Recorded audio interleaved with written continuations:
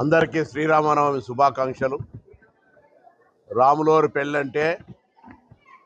యావత్ దేశవ్యాప్తంగా ఒక వేడుకగా,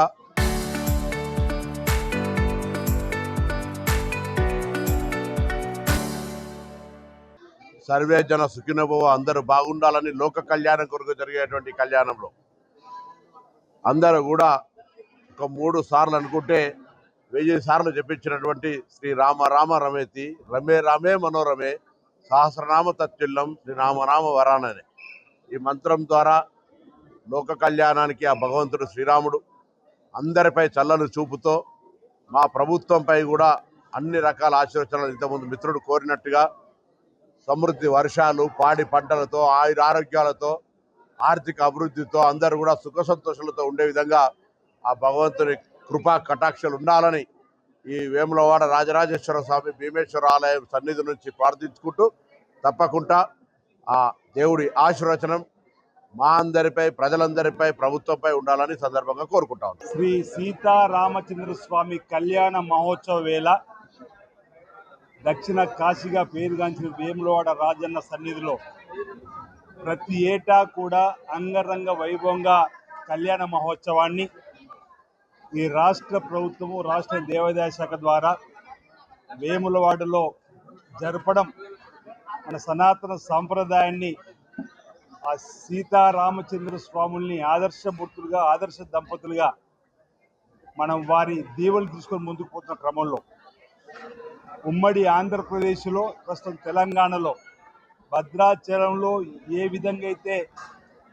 భక్తుల విశ్వాసానికి అనుగుణంగా పెద్ద ఎత్తున కళ్యాణోత్సవం జరుగుతుందో, అదేవిధంగా సుమారు 40,000 పైచిలకు 50,000 వరకు కూడా వచ్చేటువంటి భక్తుల మధ్యలో వేములవాడ రాజన్న సన్నిధిలో ఇక్కడ భీమేశ్వర స్వామి ఆలయంలో కూడా ఈరోజు ప్రత్యేకంగా రాష్ట్ర ప్రభుత్వం పక్షాన గౌరవ మంత్రివర్యులు ప్రతి ఏటా దక్షిణ కాశీగా పేరుగాంచిన రాజన్న ఆలయం జరిగే ప్రతి ఉత్సవానికి వారు హాజరవుతూ స్వామివారి ఆశీస్సులు తీసుకుంటూ లోక కళ్యాణం జరగాలని చెప్పని కోరేటువంటి క్రమంలో ఈసారి కూడా రాష్ట్ర ప్రభుత్వ పక్షాన పెద్దలు మంత్రివర్యులు పొన్నం ప్రభాకర్ గారికి రావడం,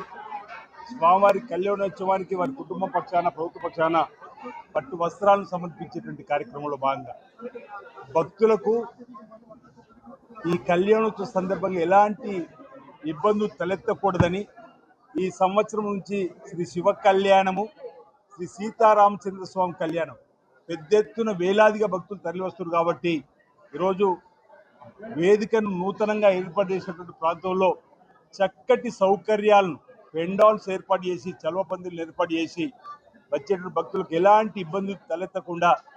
మరి ఏర్పాట్లు గావింపజేయడం జరిగింది. ఆ సీతారామచంద్ర హరిహర క్షేత్రంగా భావించబడేటువంటి వేములవాడలో శ్రీ సీతారామచంద్ర స్వామి కళ్యాణోత్సవానికి అన్ని ఏర్పాట్లు పూర్తయినాయి. కాసేపట్లో స్వామివారి కళ్యాణోత్సవం అంగరంగ వైభవంగా జరిగే క్రమంలో లోక కళ్యాణం జరగాలని ఈ కళ్యాణ మహోత్సవం సందర్భంగా ఈరోజు శ్రీరామ నవమి పర్వదిన సందర్భంగా అందరికీ శుభాకాంక్షలు తెలియజేస్తూ ఈ కళ్యాణోత్సవం వేళ తెలంగాణ రాష్ట్ర ప్రభుత్వానికి చక్కటి దీవెనలు అంది గౌరవ ముఖ్యమంత్రి శ్రీ రేవంత్ రెడ్డి గారి నాయకత్వంలో ఎలాంటి ఆటంకాలు రాకుండా ఓవైపు సంక్షేమం, మరోవైపు అభివృద్ధి నిరాటంగా కొనసాగాలని చెప్పని ఆ సీతారామచంద్ర స్వామిని భీమేశ్వర స్వామి ఆలయం సన్నిధిలో శ్రీ రాజరాజేశ్వర స్వామి దక్షిణ కాశీకి పేరుగాంచిన సన్నిధి నుంచి వేడుకుంటూ సకాలంలో చక్కటి వర్షాలు బ్రహ్మాండంగా కురిసి పాడి పంటలు బ్రహ్మాండంగా పండి రైతు వర్గంతో పాటు అన్ని వర్గాల ప్రజలు సుఖమయ జీవితంతో, ఆనందమయ జీవితంతో, అష్టతో, ఆయుర్వేదంతో ముందుకు సాగాలని చెప్పిన సందర్భంగా నేను ఆ స్వామివారిని వేడుకుంటూ అందరికీ శ్రీరామ పర్వదిన సందర్భంగా శుభాకాంక్షలు తెలియజేస్తాను.